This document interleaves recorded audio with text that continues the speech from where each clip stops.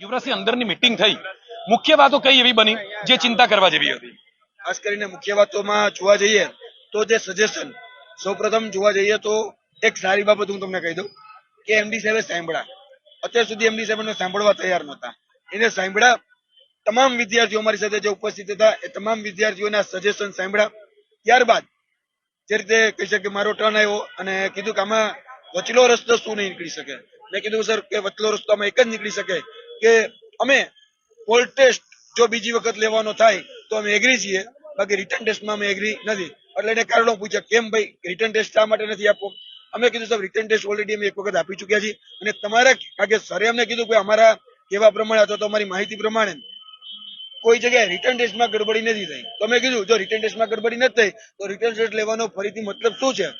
જેટલા પણ કેન્ડિડેટ છે એ તમામ કેન્ડિડેટની તમે પોલ ટેસ્ટ ફરીથી લઈ લો અને જે મેરિટ છે એમાં ઓલરેડી રિટર્ન ટેસ્ટ લેવાઈ ચૂકેલી છે. 75 માર્કનું પેપર હતું તો 75 માર્કમાંથી જે રિટર્ન ટેસ્ટમાં એને માર્ક મળ્યા છે એ માર્ક પ્રમાણે અને પોલ ટેસ્ટ તમે ફરીથી લો છો તો એ બંને માર્કનું કાઉન્ટિંગ કરી અને મેરિટ યાદી જાહેર કરો.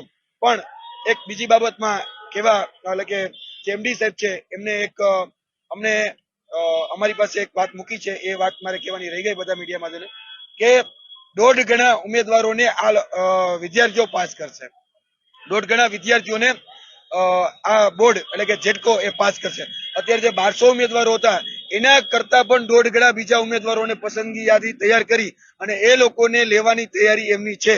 એટલે જે જગ્યા 1224 છે એ જગ્યામાં એ લોકો વધારો કરી રહ્યા છે. 2000 પ્લસ આ જગ્યાઓ થઈ રહી છે.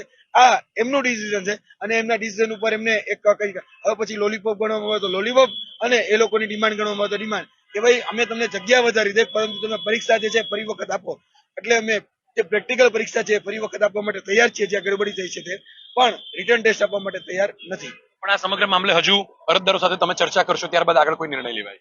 અમે ચોક્કસપણે અત્યારે નીચે આવ્યા છીએ, અરજદાર સાથે ચર્ચા કરવાના છીએ. જે પણ ઉમેદવારો ઉપસ્થિત છે એનો નિર્ણય અમારા માટે સર્વોપરી રહેશે. અમારા માટે એમડી નો નિર્ણય તે સર્વોપરી નહીં રહે.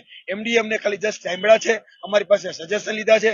અત્યારે એની એક લીગલ મીટિંગ મળી છે કોન્ફરન્સ રૂમમાં અને એ કોન્ફરન્સ રૂમમાં એની મીટિંગમાં એ લોકો એ પાસાઓને તપાસી રહ્યા છે, ચકાસી રહ્યા છે કે આગળ જતા કોઈ પ્રકારના આ વિદ્યાર્થીઓના સજેશન પ્રમાણે જો ભરતી કરવામાં આવે છે તો કોઈ લીગલ ડિસ્પ્યુટ અથવા તો અન્ય કોઈ પણ બીજા ડિસ્પ્યુટ નહીં ઉભા થાય ને, તો એના માટે ચર્ચા વિચારણા કરી રહ્યા છે.